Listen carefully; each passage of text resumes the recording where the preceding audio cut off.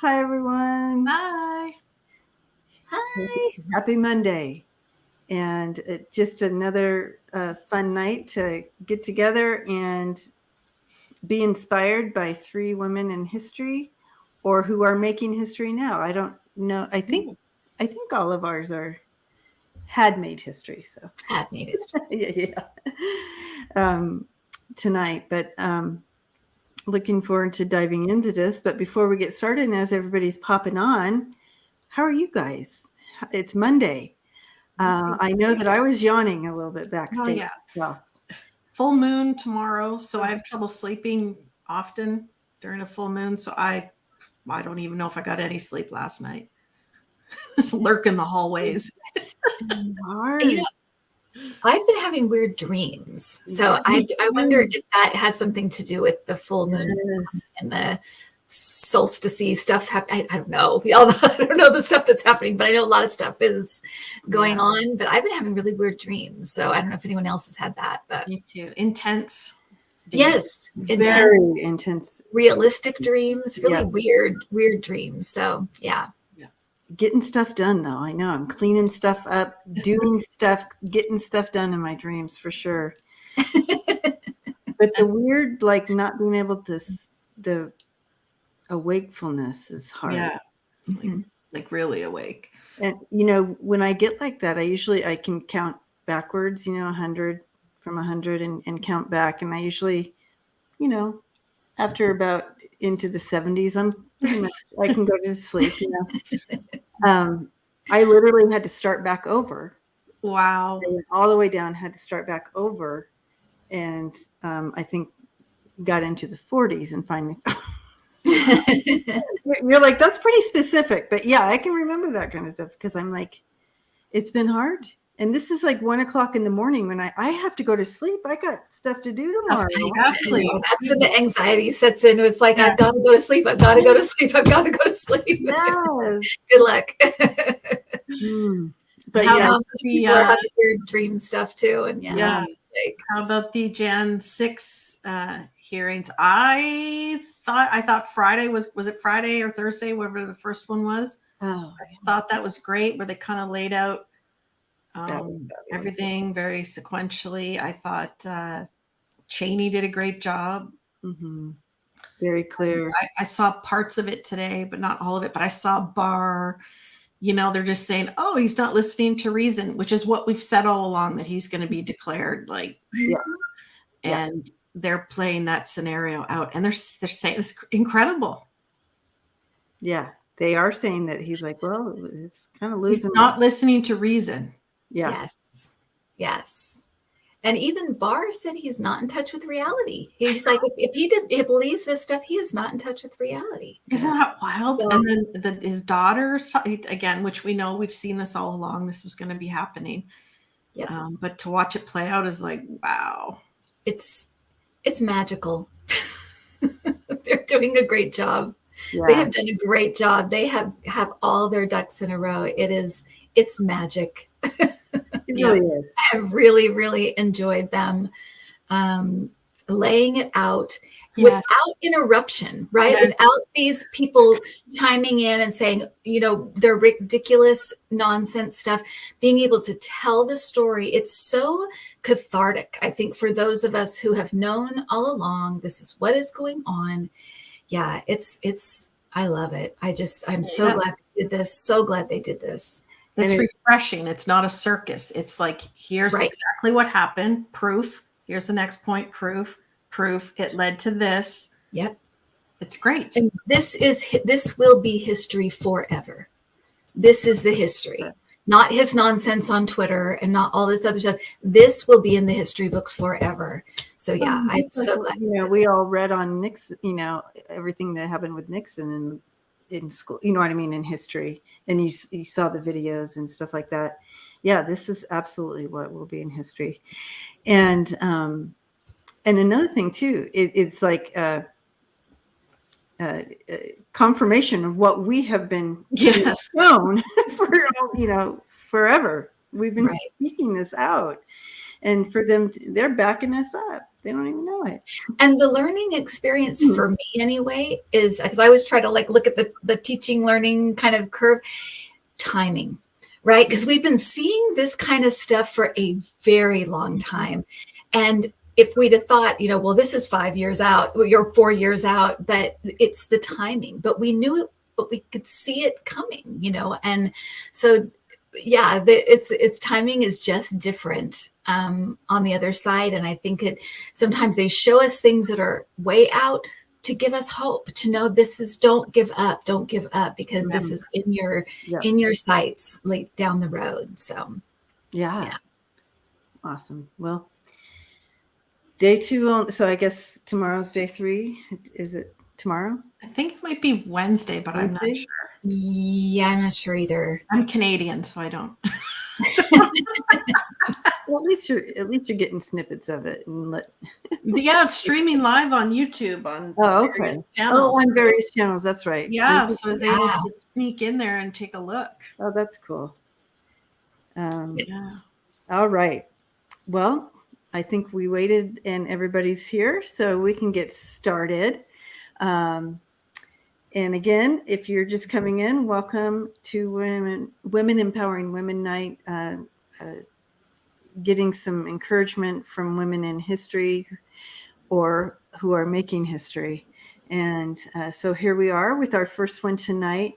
And I feel that's you, Andrea. Oh, my goodness. And I'm halfway down the alphabet and I'm first. I think, wait. Did you have the M one or the D one? I'm M. Okay, I'm sorry. Okay, so Kim's first. Oh, okay. Okay. I'm on. Okay. So first, before I begin, I want to tell you how this came about, because it's kind of weird and interesting. So I was drawn to silent film stars. So I was like thinking, okay, who is this? I love silent film. I know some, but I knew it was not someone I was very familiar with. I came across this beautiful little girl, a little angel. Yeah. Her name is Jean Darling. And I started to read about her and I heard no.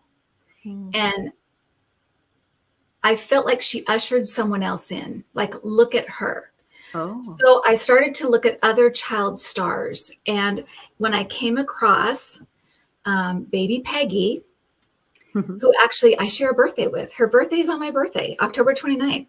Wow. So we have the same birthday. Isn't that weird? So I came across her, I got chills, and I knew this is her. This is the one.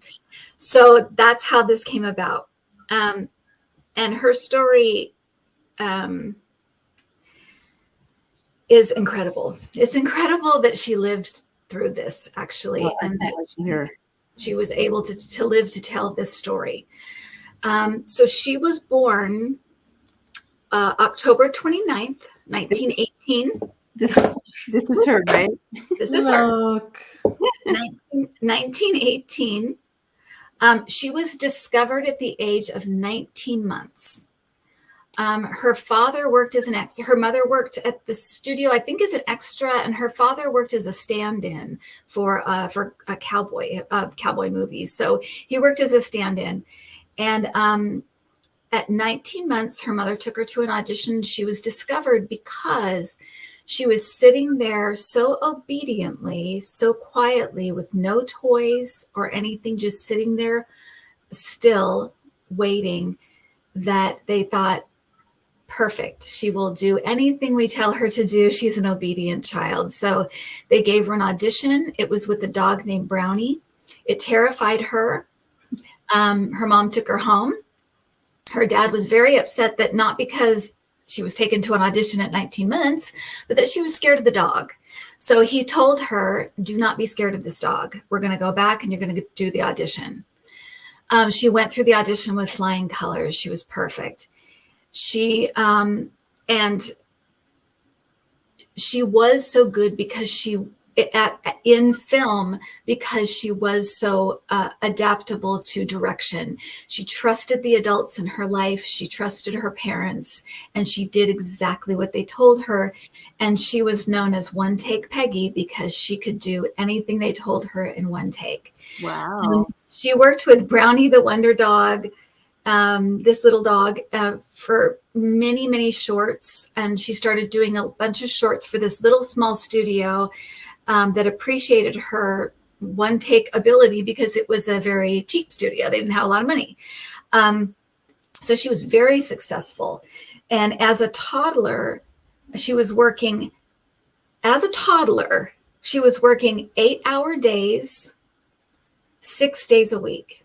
Mm. Her parents, of course, quit their jobs and started living off their child. And she was supporting the family for the next many years. This was before child actor labor laws were put into place. So at one point, she did all her own stunts, which now they would never do that they would never do that. But then she did all her own stunts. So she was, in one scene, she was meant to be dipped underwater by a dog. And the dog didn't pull her back up, so she drowned. They had to revive her, and she was okay. She was revived, but she did drown. She did pass out and drown from lack of oxygen.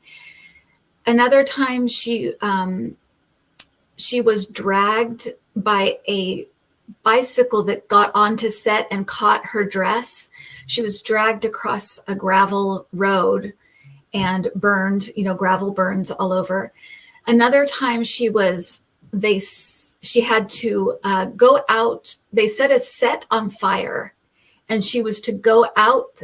They had 2 doors, and she was supposed to go out the back door. Well, the set burned so quickly that she was trapped, and she crawled out a window. She was choking, and she almost died, and she crawled out a window, and they never stopped rolling. They never told her what to do. And that is the footage you see in that particular film, is her saving her own life by jumping out the window. And then she also witnessed very awful things because she worked with an animal trainer, because she worked with so many animals. On one occasion, a monkey attacked a woman on set, and that trainer ended up beating the monkey to death in front of her as a little toddler. And Debbie, you're probably thinking of all of this, what this would do to a child, the trauma, because of your psych background. And then that same trainer, 2 months later, he got killed by an elephant that he was training in front of her again. So she had many, many traumatic episodes, and she made over 150 short films, and her popularity grew. She had her mother and father became very money obsessed, bought bigger and bigger homes. She was signed to a major studio at a record-breaking, at the time, this is the 20s, $1.2 million. And at 5 years old, she had her own doll. She had a bunch of other merchandise. And during this time, her father decided it would be a good idea to get a business manager. Well, the business manager ripped them off. $100,000 he took and skipped town. Her own grandfather ripped them off for $1 million, skipped town with a younger woman. And so just tons of mismanagement with her money. Finally, she was, her popularity was kind of waning. And it was when the economy started to kind of get bad. It was right before the crash of 29. And her studio said her last 2 films did not turn a profit. So her father went to the studio and said, I don't believe you. We're pulling her contract, and that's it. Well, he got labeled an anti-Semite. She maintains in her autobiography he was not, but he did have a horrible temper, and because of that, they were kind of blackballed by the other studios, saying her father's an anti-Semite, do not, put her under contract. And so there her film career ended. They ended up, of course, not getting jobs, even though they're the adults in her life. They instead put her on the vaudeville circuit. So now she's training and going around the vaudeville circuit, seeing a bunch of very adult things as well. She made $300 a day. She used to get a nickel a performance from her parents. They took the rest of her money, once again mismanaged it, didn't save anything for her or her sister's education or their well-being for later in life. When she was in her 30s, she was basically completely broke. Her father had invested the money into a ranch, and he had investors in the ranch, and the crash of 29 ended that. One guy went broke, the other guy committed suicide, and that was it. And the family really, really struggled over the next many years. She got married later, and that ended in divorce. And because of the trauma she suffered as a child, she changed her name to Diane Sarah Carey and became an author. She became a film historian, but she completely divorced herself from her childhood. It was as if baby Peggy did not exist. So she kind of created a new persona, a new life, a new chapter. As her life kind of normalized, and with the renewal of the interest in silent films during the 1970s, she decided to kind of reclaim that part of herself.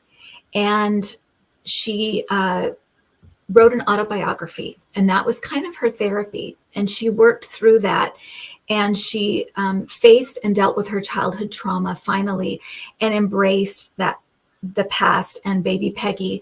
And her book was called Whatever Happened to Baby Peggy. And she became a very successful publisher, author, film historian, and an advocate for child stars. And it is because of her and her sharing her story and advocating for other child stars that there are today protections in place for child stars, such as the child labor and education laws, and also laws that direct the way parents can handle their children's money. And she was the last living silent film star. She passed away at 101. And she passed away in 2020, February 24th, 2020. But what a harrowing life, childhood and life. Beautiful, beautiful, beautiful lady. There. And I think what made me the saddest about that was how different her life could have been, because she trusted implicitly her parents. Had she had a different kind of parent, who knows, the life and childhood she could have had, because she was such a sweet, obedient, she listened to her parents and trusted them implicitly. But they were, and she never blamed them, which I thought was very interesting. She really felt like they really didn't know the trauma and damage they were doing. They really didn't understand it at that time, because we just didn't have the psychology and understanding of childhood trauma that we do now. So she never really blamed them. She just kind of told it how it was. This is what happened. And, but man, to come back from that and to advocate on behalf of other child stars, what a hero, really, 100%. And survivor. Yeah. Beyond survivor, she was a thriver. I mean, she lived to 101 and made changes. She took what she went through and decided, I'm changing the world. And you know what I mean? I'm going to change this. Yes. And I love it because she lived to see it. She died in 2020, so she lived to see things change. It also reminded me that when that change does not happen overnight, and that you stick with it and just keep pushing. I think of all the things we're going through in our country right now, and that's how you do it. You just keep pushing forward, and you'll get there. It does take time, but I'm so happy she lived to see the changes made because of her and her sharing her story. I can't believe the things she had to deal with on set. And I sense a little girl who's very afraid every day because she doesn't know what's going to happen on set. Well, that's right? it. Is she going to be in a fire? Is it going to be another wild dog? Or what am I going to see today? And no one's helping me, right? The parents are just like, you're going to go in, you're going to not, don't be afraid of that dog. You go in there and you do this. What? Exactly. I know. And the fact that she just kept trusting the people in her life, just listening to them, doing what they said. And she never complained. She was not, it's just such a sad, tragic story, but triumphant in the end. And I think that's the amazing thing about a lot of these stories is that determination and that will to survive and break those glass ceilings and push through and help others, Did she get married? She's coming through though with a lot of love for everybody listening. So I just want to tell you that she's coming through. It's like she's kind of bursting in she's a very loving, very gentle spirit. Kind, very loving. Yeah.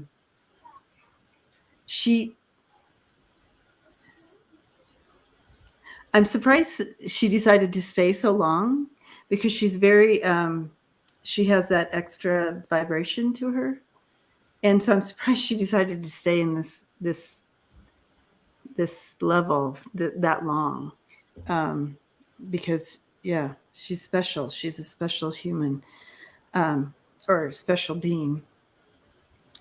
Was she married? Did she ever get married? Married twice. Yeah, she married twice. And her first marriage didn't last, but her second marriage seemed to be like a good marriage. That kind of stabilized her life and made it kind of normal, And she had one child. They don't list the name of the child or anything, but she did have one child. Do you feel like it was a daughter? I think it might be. Mm-hmm. I kind of felt like I thought she was highlighting a daughter, and I'm like, but she didn't say anything about. Yeah. She didn't say anything, so I didn't know. I felt like she was highlighting a daughter that was also very special to her, important in her life. She was a very different mom to her daughter. Yeah, wants to keep her daughter private. Mm-hmm. Can you imagine getting a child to do a stunt?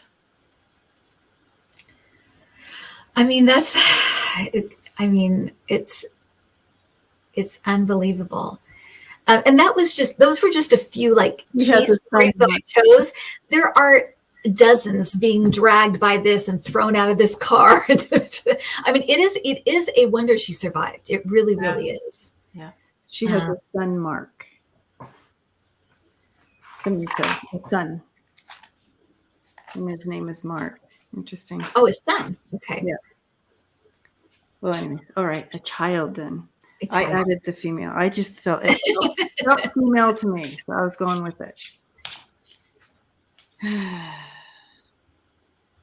Surrender. She had to surrender to her circumstance. That's what I'm saying. Like, I see this little toddler getting up in the morning who would rather do probably other things, but knows she has to go on set, or parents are forcing her, and in circumstances that would not be right for even adults.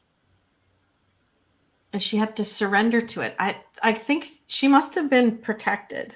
You said she's high up. She must have a nice layer of protection around her from somewhere else, because it certainly wasn't her earth parents.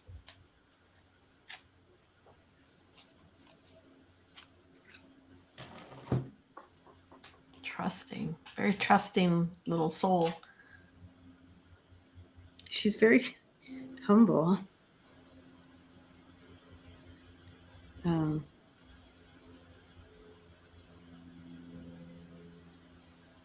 it's interesting because I feel like she has a voice, but she's kind of being soft-spoken with me. Kind of like, she loves this and she's sending her love, but she's like, I'm not quite sure what I can add to this whole like, but I'm like, wow, because you endured so much during a time in history, and you changed the face of how, for child actors, and not only that, but women empowering themselves through your story. And she's like, it's an honor.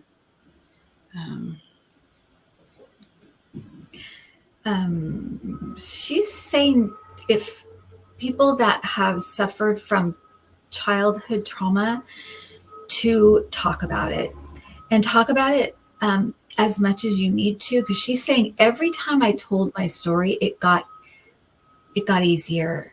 I could it's like I integrated it more and more, and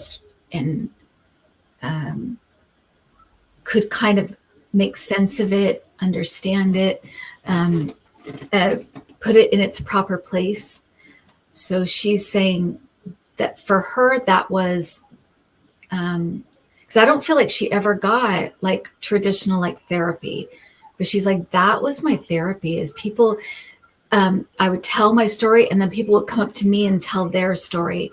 Oh, this happened, you had child abuse, I had child abuse. So it's like an exchanging of that energy of understanding and surviving and empathy. And she's just saying, share these stories and speak about them, put them out there, because it will help other people, but it will help you. So she's just saying that helped her so much, just finally just saying it. And the more she said it, the easier it got. It did bottle it up inside. Very Yes. happy choice to let it out. Yes, exactly. She's saying too, she was never angry. She never got angry. She was,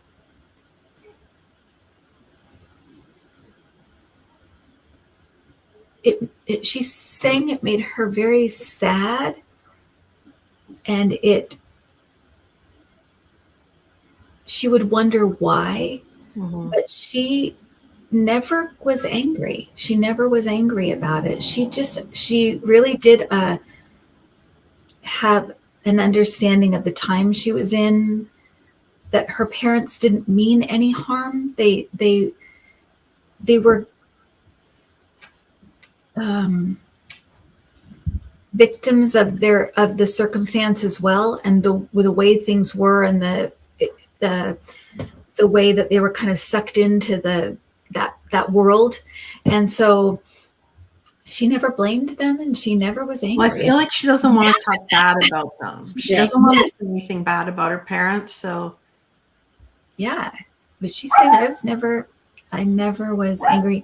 But she's also saying that that probably sped up her healing, is that she really didn't hold on to resentment or anger. And sometimes you can move into that and then get stuck.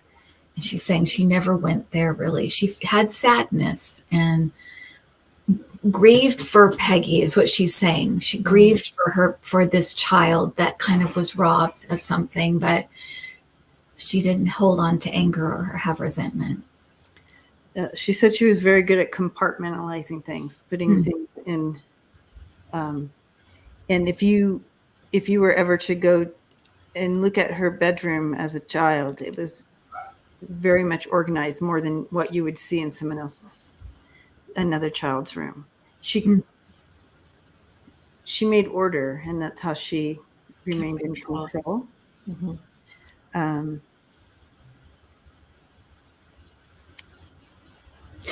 But that makes sense, Debbie, because it was almost like I can't make sense of baby Peggy, and I can't go there yet. So she really did just put it on a shelf and become someone else until she could pull that down and deal with it. Yeah. So that makes perfect sense. What a sweet, sweet person. And I feel really bad that she went through all of that. But I love the story of her coming to terms with it, healing herself, and then helping to heal others and making a huge movement in the film industry for other children and actors. Thank God she did that. Yeah. Absolutely. She's very humble. It's almost like she's like honored we're talking about her, talking to her. Yeah.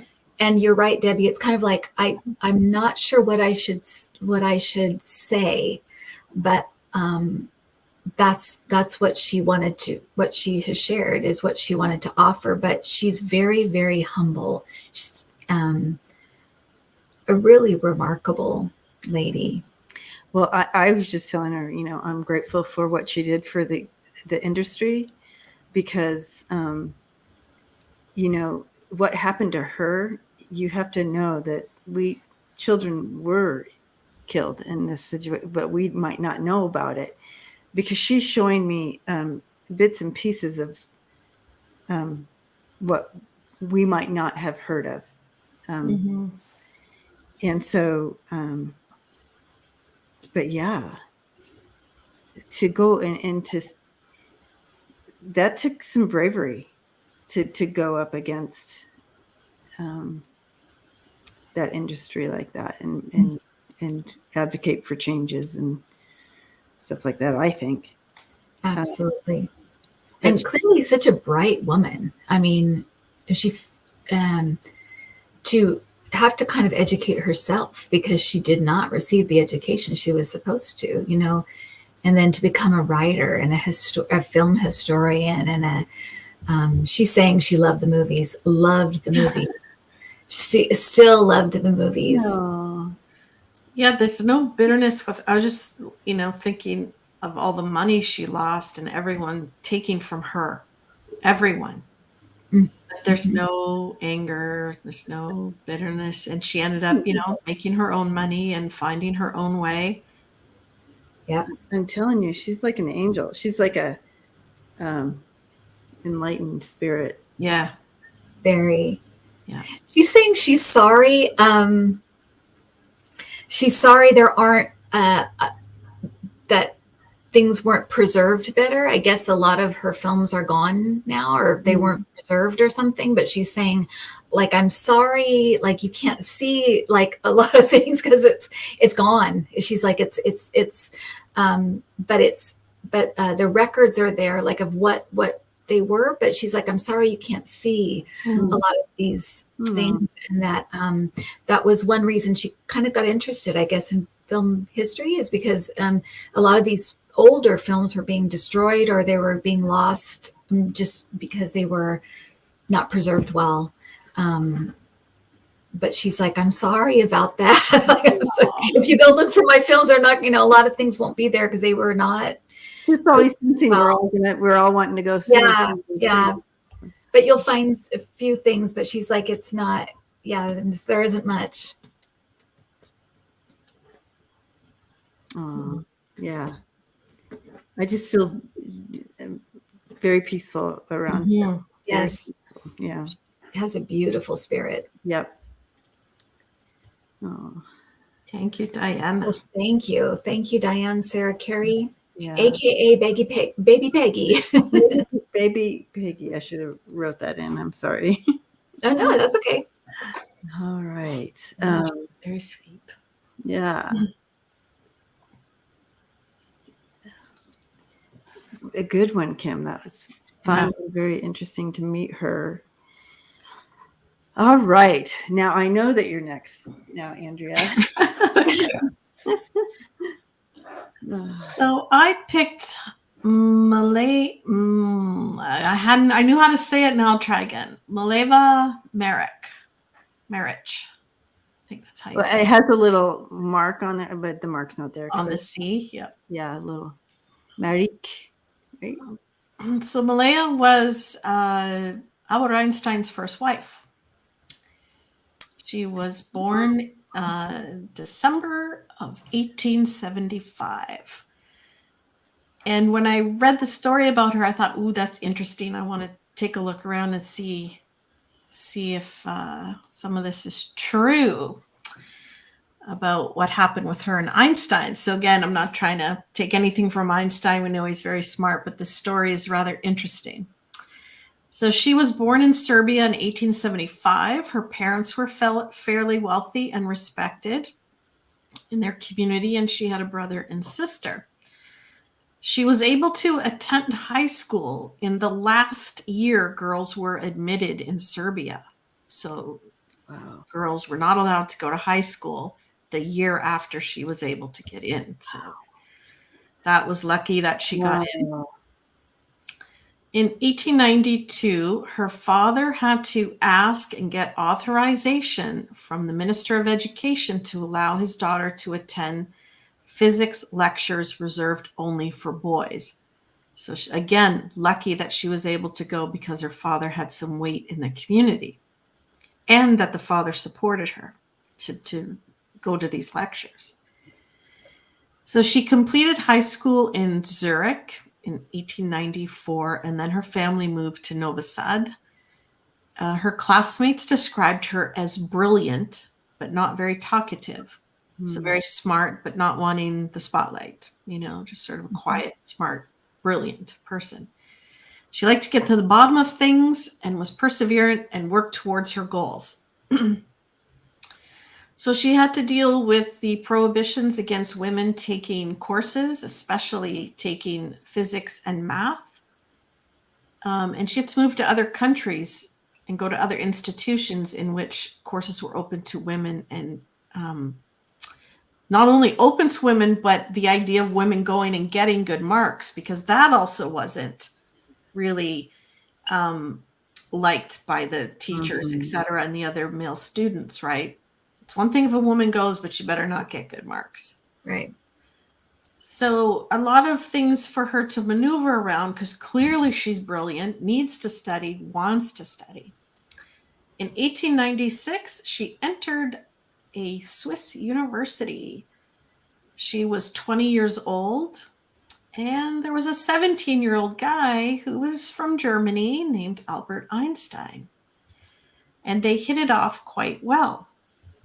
They both liked to study physics, and they took many of the same courses together, and they got similar results in their classes. So we're talking about Einstein now, being as smart as Einstein. Yes. So she was very methodical and organized. She often helped him study and channel his energy and guide him through studies. Much of this is documented in their letters back and forth that have been preserved. You can see their writings, and he attributes her for helping him in many ways. By the end of their classes in 1900, they had similar grades, but hers were higher, 4.7. He had 4.6. Except in applied physics, where she got the top mark of 5, but he only got 1. Wow. You see? That didn't go over well, I'm sure. She excelled at experimental work when he did not. The math was not their easiest subject for either of them, but a lot of their classes the same, but applied physics, she got the top marks. At the oral exam, though, however, the professor so there were only 5 students. I should have said that. Only 5 students were allowed in to study. 4 were boys, 1 was her. He gave the boys 11 out of 12 for their oral exam, and he only gave her a 5. Now, remember, we go back to the point where she's a little bit shy and introverted. I wonder if the oral exam might have been a bit difficult for her, or, you can't let a woman get too high of marks in everything, right? And so only Albert Einstein got the degree because of that. So in his letters back and forth at the time, you see a lot of things. He says we are in their studies. So he refers to it that they work together. Now, this is corroborated by family members, colleagues, school, he attributed her to his studies. So they fell in love, but Einstein's family did not approve of her, especially his mother. He said, by the time you're 30, she'll be an old hag. She was 3 years older than him. Oh my gosh. And said, she can't enter a respectable family because she was neither Jewish nor German. She had a limp and was too intellectual. All of this according to his mother. His father also forbid him to marry anyone until he had a solid job. So here we have two young people, very smart, very in love, and his family's having nothing to do with it. In 1900, on December 13th, they submitted their first article together. I don't know what the subject is. I don't even think I can say it. But they only used Albert Einstein's name on this. One of these. Right? But nevertheless, they referred to the article in letters as their common study, their common article. They created it together, but it was only his name. Some historians suggest that perhaps she may have wanted to help him make a name for himself, because then he could get a job and marry her, which is what she wanted, right? They both wanted to be married. Another researcher, professor, says that given the bias against women at the time, a publication co-signed with a woman may not have gotten any attention, may have carried less weight. Right. So lots of things she was up against as a young, brilliant woman. A little bit later on, she started to have, this is where it started to go down. So she got pregnant. He was not allowed to marry her yet. They had to keep the pregnancy a secret. So she fled to Serbia and had a baby girl, and no one knows what happened. If the baby passed away or if it was adopted, there was no birth certificates or death certificates. So this is something she had to go through because she couldn't be she couldn't be pregnant out of wedlock, right? That would have been bad news for her. So with that, her exams started to go down, right? She got denied a diploma. These things started to happen. But finally, in 1903, he got a job at the patent office and he was able to marry her. His father, on his father's deathbed, finally gave permission. I mean, what? So then they got married and she settled into sort of this housewife role and had another baby a year later. So they had a boy in 1904. In 1905, this is considered Einstein's miracle year. 1905, his papers on all kinds of quantum and relativity theories, E equals MC squared, all of this stuff, which eventually won him a Nobel Peace Prize in 1921. That's when it was all created. And there is much, much discussion and evidence leading to the fact that she helped with this. This is all stuff he would have made while they've been together, before they were married. And like I said, there's lots of letters that go back and forth to say how involved she was with his work. So I find that interesting. They had another son in 1910. And this son had a lot of issues and problems and eventually became diagnosed as schizophrenic. He spent most of his life in institutions. Her first child she couldn't keep. Third child has all these issues. Not being credited for the work she'd done. And then 1 year after that, having the baby, Albert Einstein starts an affair. which causes their marriage to collapse. So she moves back to Zurich with the kids. And in their divorce, it was agreed upon, a clause, if he ever won a Nobel Prize, she would get the money. Now, what does that say? Why would you bet on something he might get, and why would you think you're entitled to it if you had nothing to do with it? Right. I thought that was kind of interesting. Very. So eventually he did get the Nobel Peace Prize, and he said that it was for his sons and she could live off the interest, which she fought because she said that's not what we agreed to. So with that, she was able to get two small apartment buildings, but really didn't have much of an income, with the boy having to go into sanatoriums.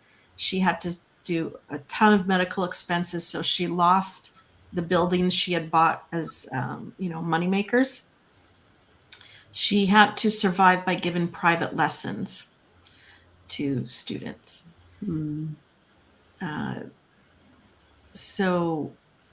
This researcher was saying a woman's contributions going uncredited would, of course, hardly be surprising. Since the genesis of professional science in the 19th century, female scientists, with notable exceptions, have often received no credit for their work. Furthermore, the work of those who collaborated with the male relatives have often been the work's been credited to the brothers, the fathers, the husbands, other people other than the women. The researcher describes her as an intelligent woman who worked hard to get an intellectually demanding education and suffered deep personal blows on top of the deeper bruise of being the wrong gender at the turn of the wrong century. Yep. Yeah. Yeah. So, and then she passed away in 1948 at the age of 72 from a stroke. So when I heard about her, I was like, and again, I'm not trying to take anything away from Einstein, right? But here is an exceptionally brilliant woman who I would be willing to bank, and I'll ask what you guys, if you pick it up from her, that yes, she helped. There were stories that he wrote stuff and then she would stay up all night correcting it, or she keeps showing me that it was a very passionate relationship on all levels. So she's showing me a lot of that total connection, right? But also like she keeps showing me argument, like arguing, a lot of arguing. I guess he could be a little stubborn. But she knew, you know what I mean? She was the one that knew, like, no, you're thinking this all wrong. Now, I don't have all the words to what I'm hearing and seeing here. Me either. But big science words. Science words and stuff. But basically, you're, redirecting him, no, and then they'd fight because he had his ego and, like this. So I just feel like there was a lot of arguing back and forth, but at the end of the day, they were just, they totally loved each other. Now it kind of fell apart, later on as things got hard. Life was hard, but I mean, when it got really, really, really hard, and she also went into she's showing me like probably postpartum stuff or something. Well, yeah, like think of all of the things. Yeah, 3 pregnancies, one she can't keep. So she go to school, brilliant woman. Yeah, knows she can't get credit, considers the teacher, and he even agrees. He thinks the teacher was against him at some points to one of the professors. A lot of things to keep her down.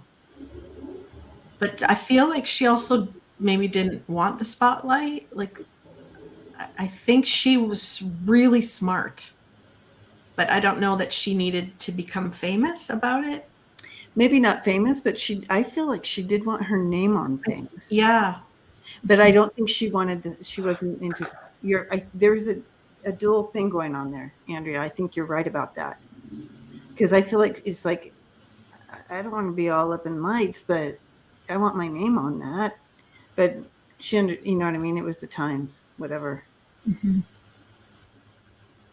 She said when he changed the thing and said only the boys get the money from the Nobel Peace Prize, she said she threatened then to come forward with the fact that he didn't write it all.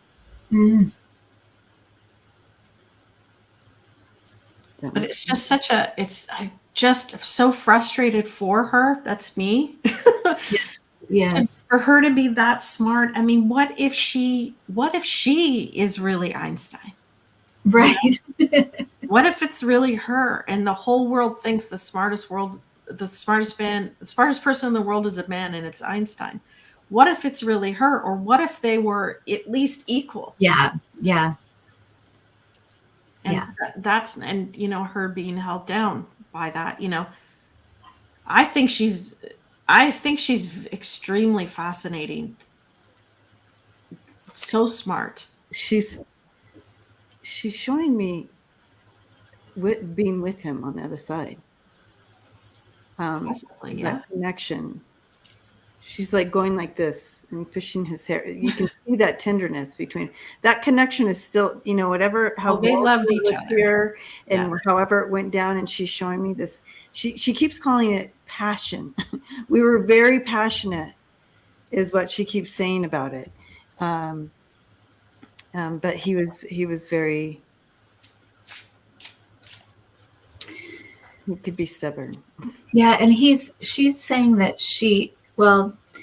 that he broke her heart several times.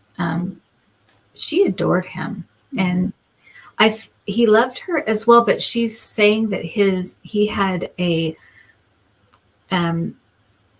both had intense curiosity about things, and clearly both extremely intelligent, but that he had quite a large ego, and she just didn't possess that in the same way that he did. And so she would just kind of give in or step aside or say it's okay. And it hurt her over and over again. But she'd give way to his more aggressive ego. And she's kind of like, ultimately, that is what split us up. That's what broke us up, because his ego couldn't get enough feeding. He couldn't feed his ego enough. And so here come the women, and here come the he got caught in the trappings. Yeah. And so but they did love each other. And I feel like too once again, a person who was done so wrong but didn't really hold on to anger, resentment, kind of didn't let that eat her up, kind of gone on with things. I feel like because she knew. Yeah. I know what I wrote. Yeah. I know who wrote that thesis. I know who came up with E=mc². I know. And she knew he knew too, Right. Too. So, but she didn't need I think you're right. She did not need that constant ego feeding, look at what I did, look at me, give me this award, give me all this attention. She just didn't quite need that in the same way that he did. And so she kind of gave way to it and stepped aside. Yeah.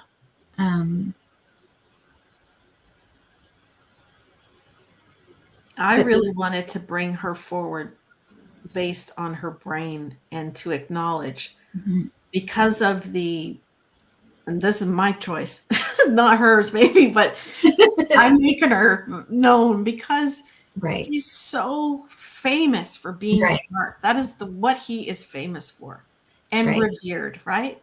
Right. To be so smart. Right.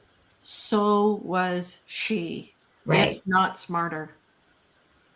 I tell you, Andrea, she's just sitting here smiling. You know what? Yeah. And isn't it okay, ladies, that that we don't have to have that award on our shelf, right? She's like, isn't that powerful? Yes.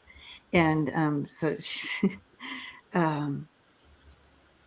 but when you said, it didn't even it wasn't even registering with me. But when you said, what if it wasn't Einstein who, the MC squared, whatever, and she's just sitting there smiling. She's like, right. Yeah. And I'm just wondering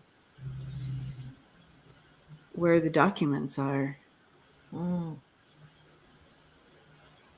Because in that first paper they put together, they admit they wrote it together, but he only signed his name.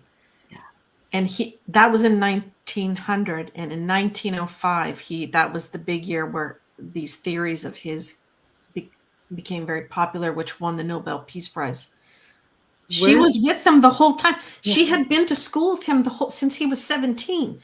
The two of them. Yeah. So where's all the papers? Where's all their little written papers that they did to get? You know what I mean? Mm-hmm. There's a lot of that.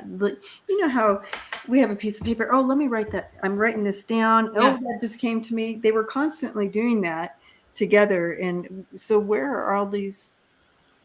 Who's hidden all these notes? And practical theory, putting the thought into motion, that was her, not him. Yeah. Yeah. Well, and it's so weird, Debbie, because you're right. She doesn't see it, just that kind of like those accolades just didn't mean anything to her. Not the same way it did for him. She was, in a way, she was above it. Mm-hmm. In a way, she was above it. It was the information. It was the thrill of satisfying her curiosity and finding answers. That was the reward for her. It wasn't pats on the back. It didn't, she was above that. She just didn't need it. He did, but she's saying this, that the agreement between them. So this must be that the money that broke her heart. That really broke her heart, because that was personal. It was like a promise, and that really broke her heart, because that was between them. And it was like the thing she did ask for. Yeah. She didn't ask for anything else. Yeah, I'm not going to take credit, but at least give me the money. Yeah. And like not even that much. That really pissed her off. Yeah, but even then, it's not angry. She really doesn't seem like she was ever angry. It was just like it was unfair, and she wanted she wanted it to be rectified, and that's what she wanted. But other than that, she just didn't. It was like the last straw, right? Yeah, in a line of straws. But what a beautiful mind. Saying affairs. There was not one affair. There were many affairs. She's saying everyone broke her heart. Yeah. It was a lot of heartbreak for her with him. She loved him. I get that. And her concern was very, very much on her kids as well. She loved her children. Mm-hmm. Very evident, the love of her children. A very selfless woman. Yeah. Very selfless. She just was. And very similar to baby Peggy, these women, difficult lives, but don't strike out in vengeance or hate. It's this quiet dignity that they deal with it. And I can't say we'd all do the same, but it's a great example, right? It's a great example. So Maliva, I hope I'm saying your name right, was so smart and so above all of it. She didn't need to even say anything, because she knew, and he knew. Yeah. And that's where it was. Yeah. Yeah. Absolutely. Yeah. And shame again once on history for not letting women be allowed to study, have their name on something, or be recognized as brilliant. I know. It gets, we'll be mad on her behalf. We're mad on your behalf. It's BS. Yeah, we are. least we know. We know the truth. Yeah. She's just smiling. But Yes,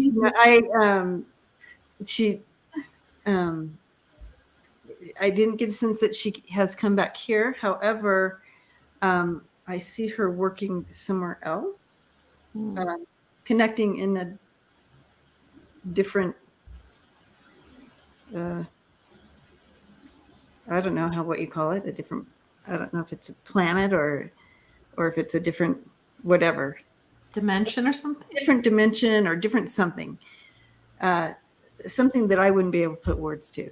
But I don't see her. I didn't get a sense that she's been back here yet. Yeah, I don't get that sense either.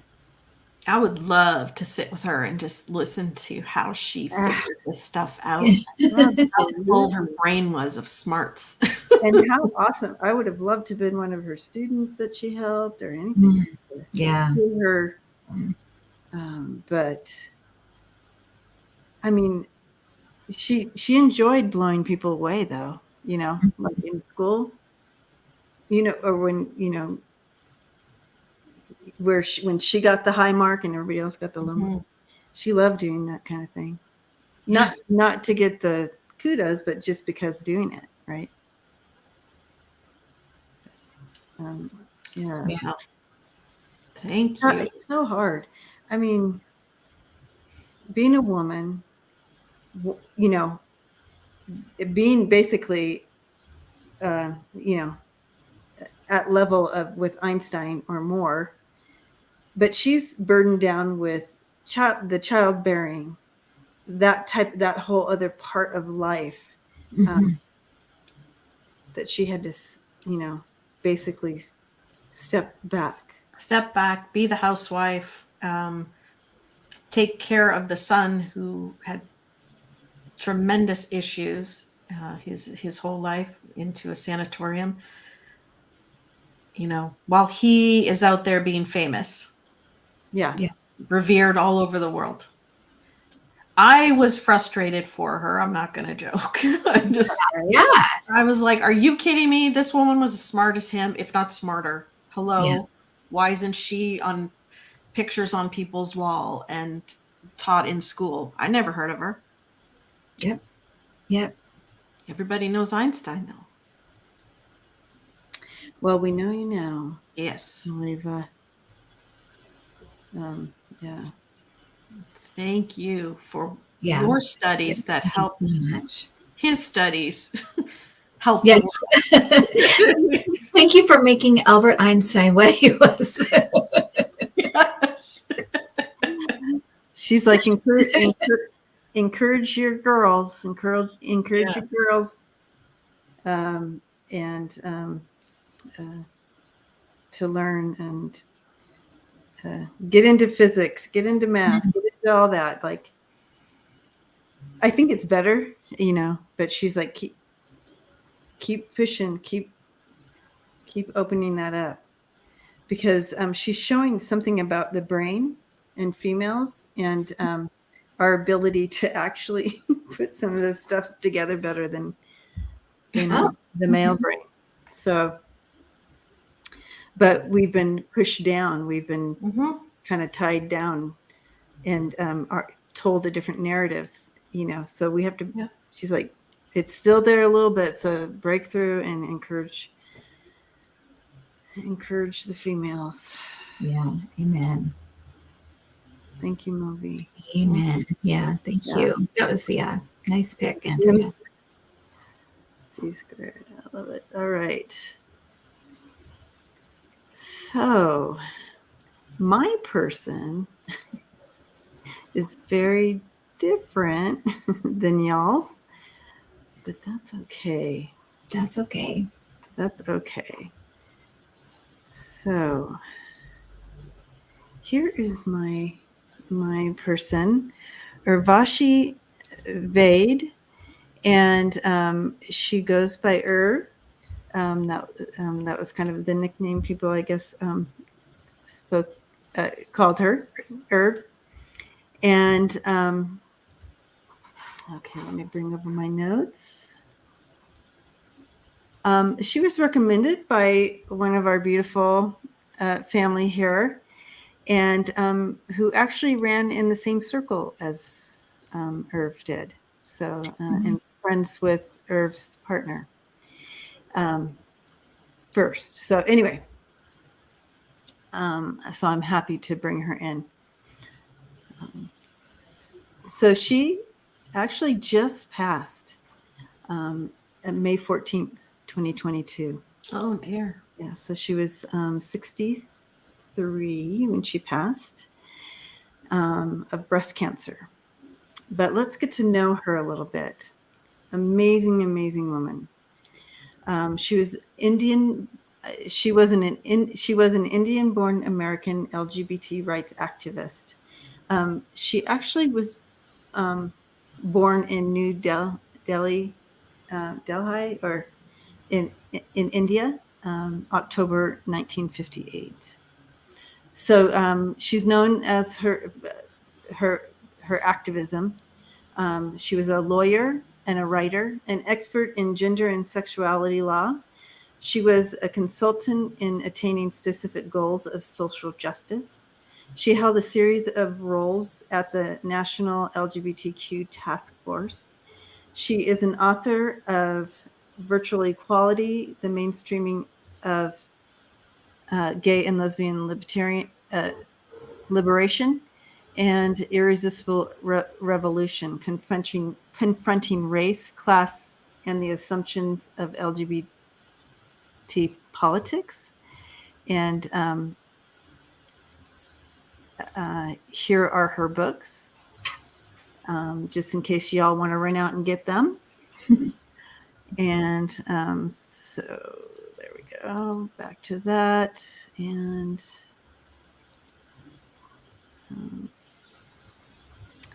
so moving on with her in early life. Okay, so she was born in New Delhi. I don't know if I'm saying that right, in India, and moved to New York at the age of 8 with her family after her father took up a university teaching position. So at the age of 11, she participated in the anti-Vietnam War movement at the Vassar College. She was active in a variety of political and social causes, starting at the age of 11, you guys. So she received a Juris Doctor degree from Northeastern University School of Law in Boston in 1983, where she founded the Boston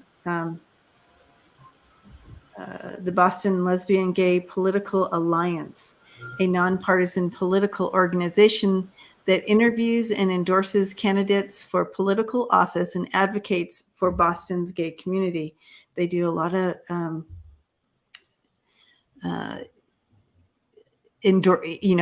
giving money to those who they are endorsing into public office from this alliance.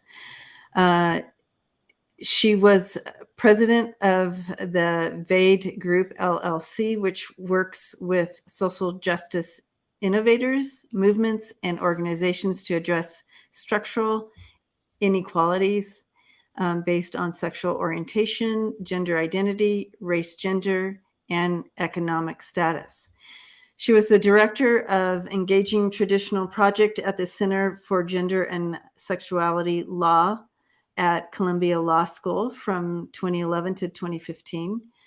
The project focused on the way tradition is used in movements for gender and sexuality to inform, enable, or limit movement. Vade spent 10 years working on global philanthropic organizations, serving as executive director of Arctis Foundation from 2005 to 2010, and deputy director of governance in the civil society unit of the Ford Foundation, as well as serving on the board of Gill Foundation. Now, you guys, I mean, it's like one thing after another, and I will read it, but it was said of her from someone that worked with her and was a friend that she literally nonstop was working, because there was when there's injustice, you know what I mean? There's injustice everywhere, right? So she never stopped working up until, she passed. She had cancer 3 times. And she would work right through the times of fighting through cancer, and she was continue on these boards and working to make change. And she's like, I'm still working to make change. So moving on here, we have, she was the founder of LPAC, the first lesbian super PAC, which was launched in July 2012. And as of 2020, has invested millions of dollars in candidates who are committed to legislation promoting social justice. So powerful, guys. She was founder of the VADE group and social innovation consultancy that advises individuals and organizations working to advance equality, justice, and inclusion globally and domestically. For more than 10 years, she worked in various capacities at the National LGBTQ Task Force, the oldest national LGBT civil rights organization, and first as its media director and then as executive director.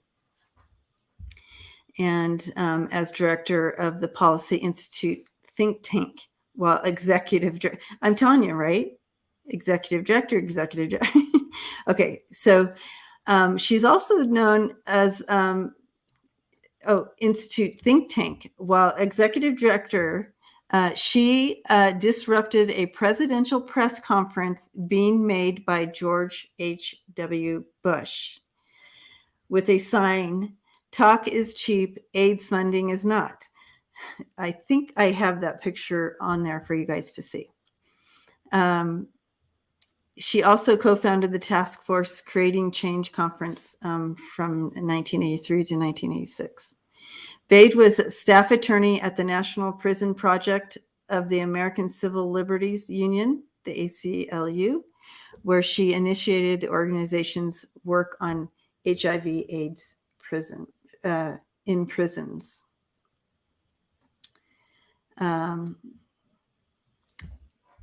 She believes that lesbian, gay, bisexual, and transgender equality will occur only when larger institutions of society and the family are transformed to be more inclusive of racial, gender, and economic differences.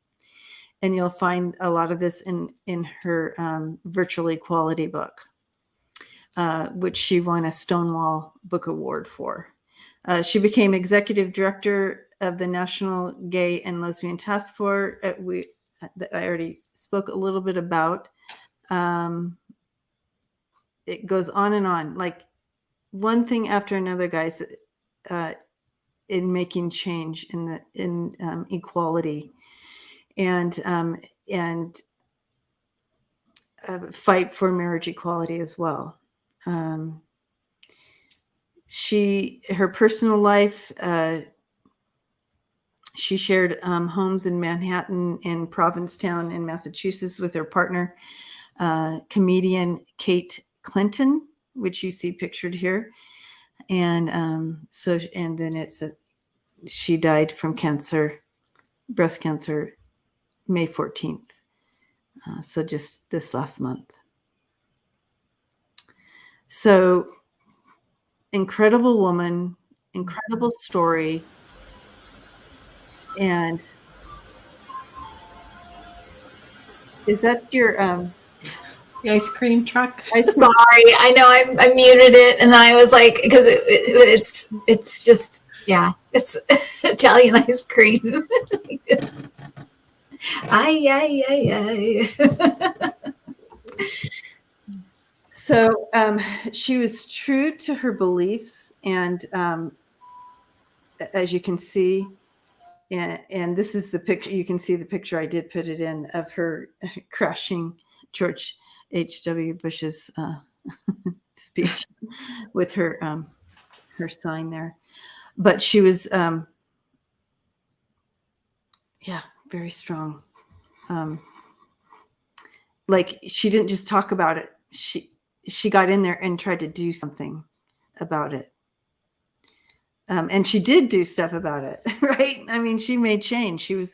She was part of making change. She didn't stop. No, That's no, incredible. no.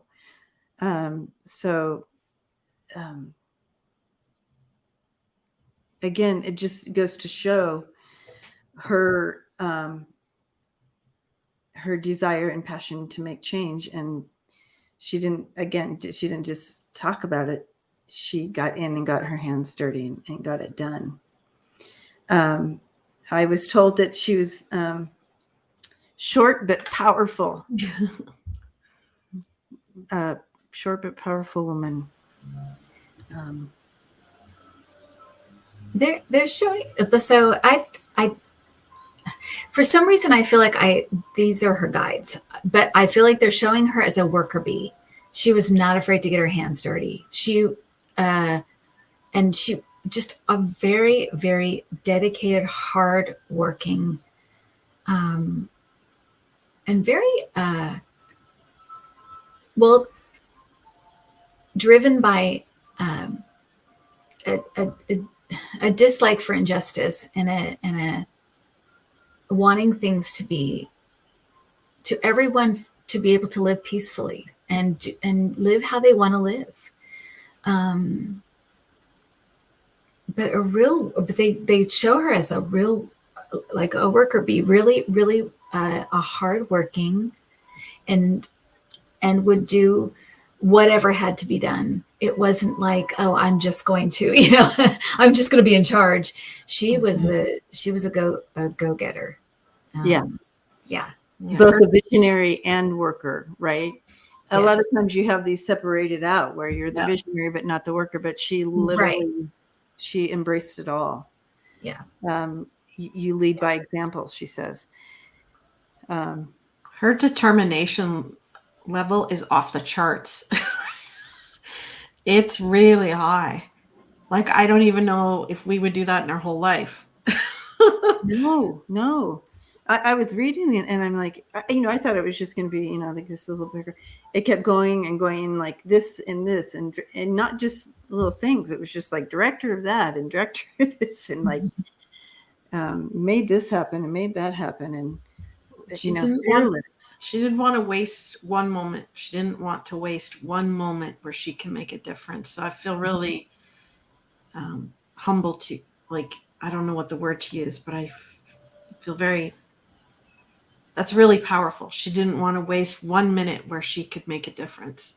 And, what do we do? Are we doing the same thing? Are we spending time to make the world a better place? She didn't want to waste a second. And they're saying she had a real interest in the law, in laws, and was she a lawyer or? Yeah, she was a lawyer. A lawyer. Okay, because it was like a passion, an interest. Just loved learning about it and studying it, and I feel like she just knew it backwards and forwards. Very, very knowledgeable. Yeah. She, one of her things, it was she loved empowering others to have a voice and and she says not only to have a voice, but also in accepting themselves. She said she was very comfortable in her skin. So for me, that means that she was absolutely okay with her whole self, you know what I mean? I carried that.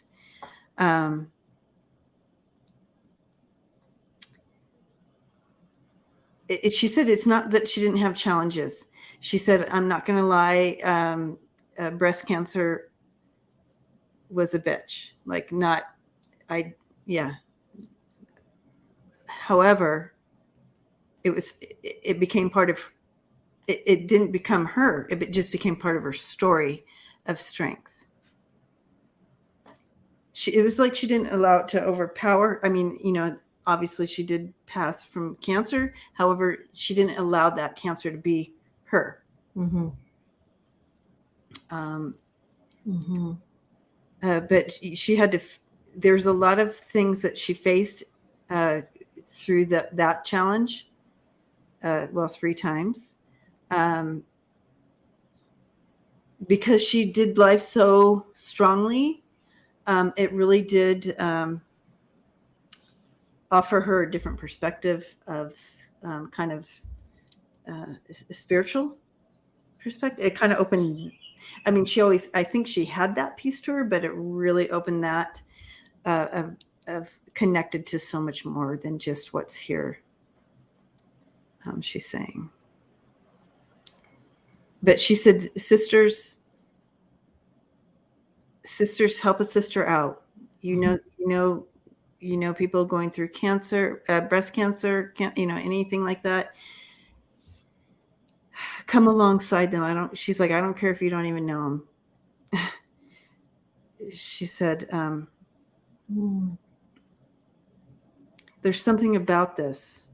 I'm going to sit with it for a second to see what else she's saying here. I'm getting, she really loved her partner. And that relationship was such a wonderful foundation to feel loved and safe at home.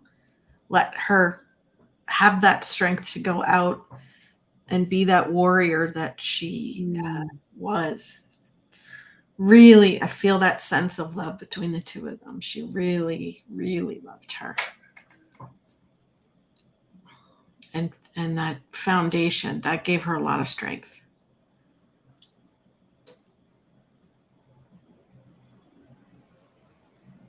Kate Clinton, that's, I guess, her partner's name.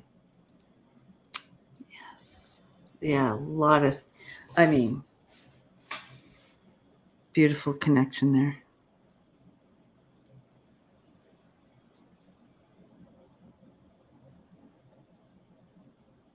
So I'm going to unmute, but I'm so sorry. The music is getting louder.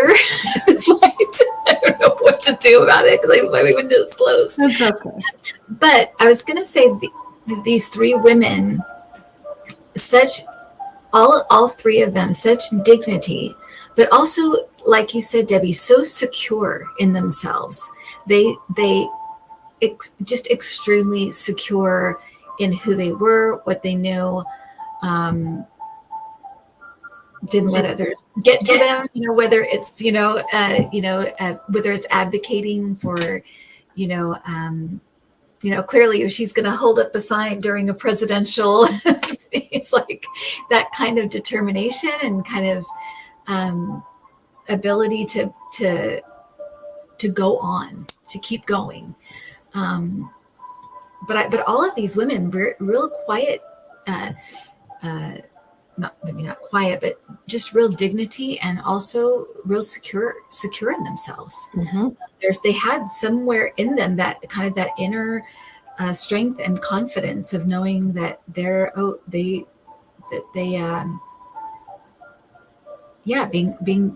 good with themselves.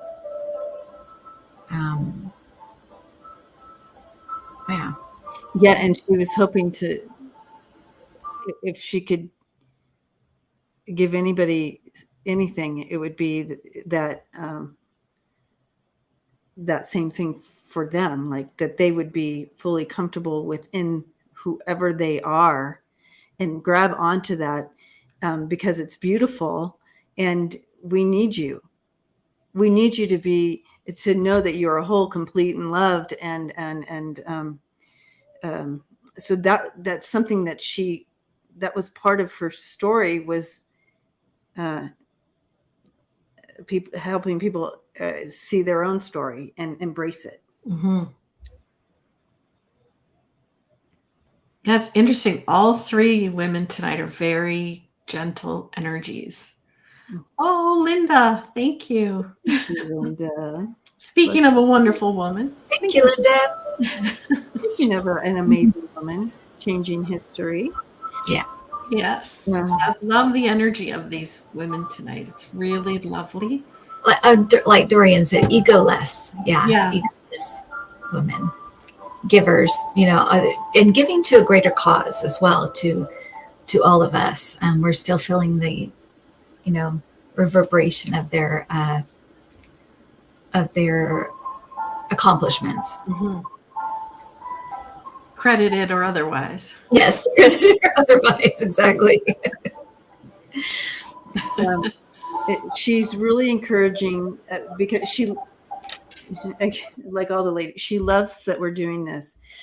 She said, what a great platform. And she's really encouraging ladies. And I know that we have men here, but she's really just saying, ladies, come alongside your ladies who are suffering.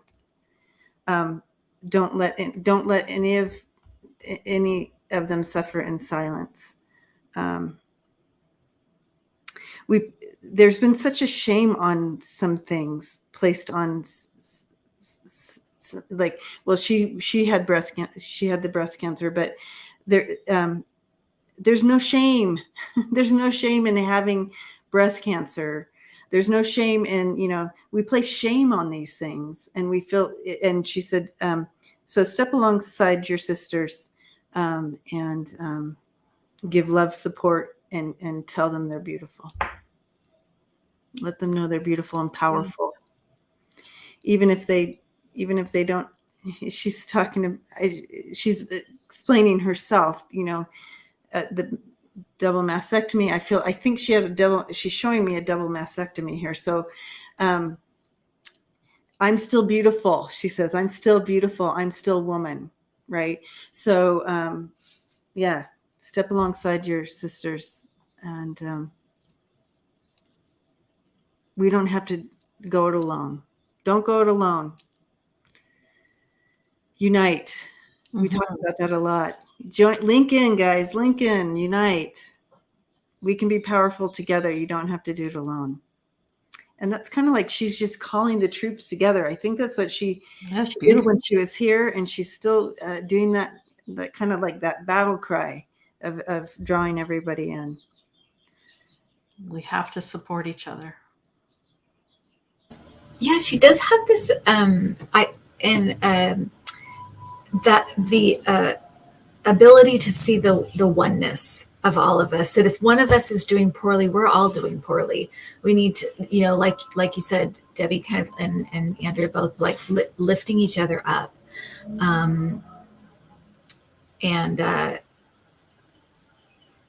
They're, I think women are learning that. I think it's taken time, to not step over each other to get to wherever, there can be that cattiness sometimes with women.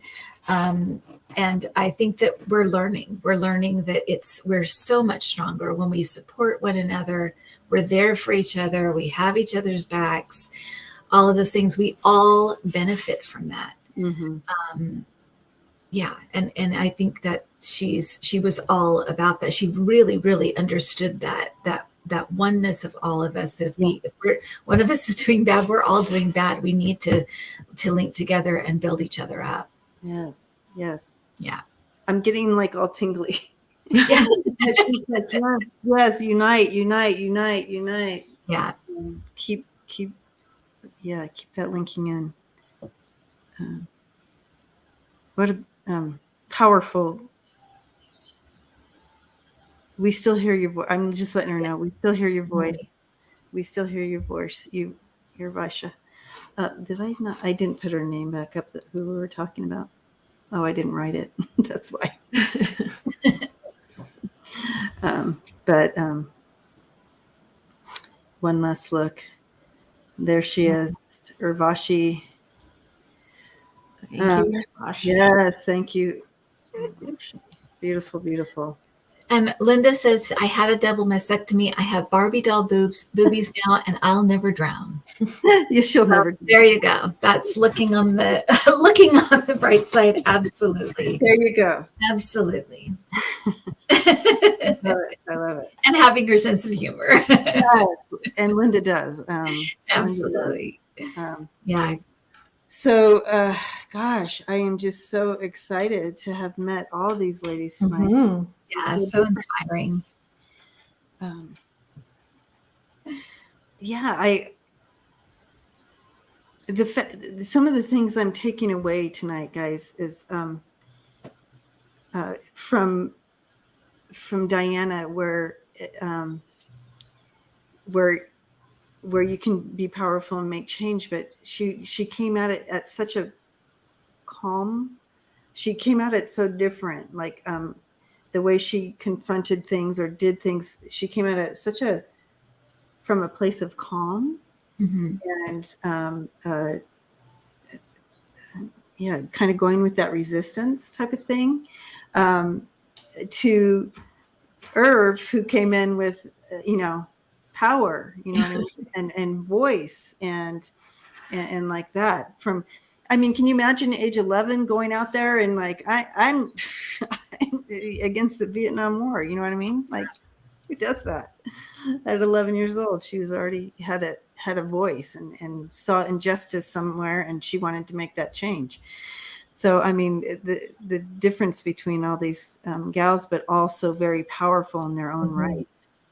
So it doesn't mean that we have to be like Irv and being out there in the front and screaming. We can be like Diana and bring it in, like that. Or Maleva, who just smarter than everyone. Just smarter than everyone. And she's okay with that. Yeah. You know what I mean? Yeah. Knowledge. Well, Fantastic. thank you, ladies. Thank all the ladies that came in today. It was really very, very interesting. Excellent. And I hope everyone's feeling empowered and invigorated from these stories and thinking about their story. What's your story? Yeah. What is your story? And you all are beautiful parts of the story. And a piece of the puzzle. We're all connected. Yeah. So love and light to you all. And again, remember to link in if you ever feel that you're like, gosh, I need some energy right now. I need, like that connection. Just close your eyes and picture is all linked in. On Sundays we do that link in and prayer. Just link in whenever, and that's all good. So love and light to you all. And we'll see you all next week on Kim's channel. Yeah. So we'll be next Monday on Kim. So we'll see you all there. Blessings. Bye.